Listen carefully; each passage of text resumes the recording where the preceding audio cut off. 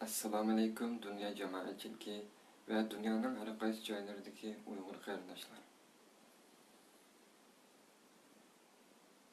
Men vatanimiz Sharq Turkistonning dushmanimiz Xitoy tajovuzchilari tomonidan qonliq bostirishiga qarshi va begunoh xalqimizni atalmish jazo lageri, tarbiyalash lageri qatorliq har xil turmalarga qamab, inson qalbidan chiqqan vahshiyona qiyin qistoqlarga elib öz xalqimni xalagancha öldürüp qirg'in qilayotganligiga qarshi va 2 yilgacha xabarini ololmagan ota-onam, ahli qarindoshlarim to'g'risida guvohlik berib o'taman.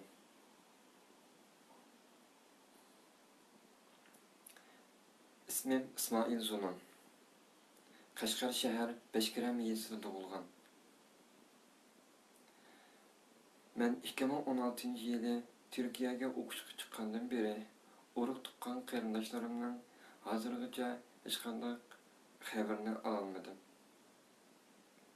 Hattoki uyimdagilarning o'lik yoki tirikligidan ham hech qanday xabarim yo'q.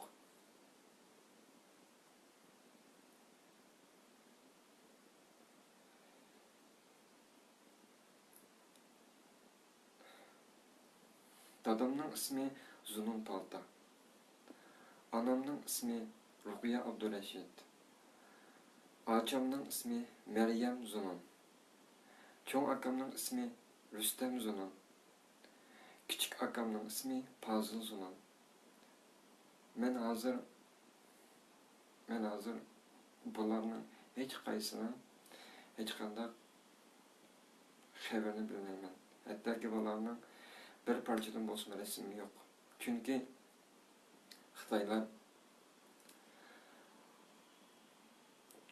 Xitoylarning ziyonkashligidan ta hozirgacha qutulib bo'lolmadim. Ya'ni telefonimga buzg'unchilik qilib, telefonimdagi rasmlarni ham bo'sh qo'yib etmadi. Oxirida deydigan gapim Dünya insoniy huquq tashkilotlarining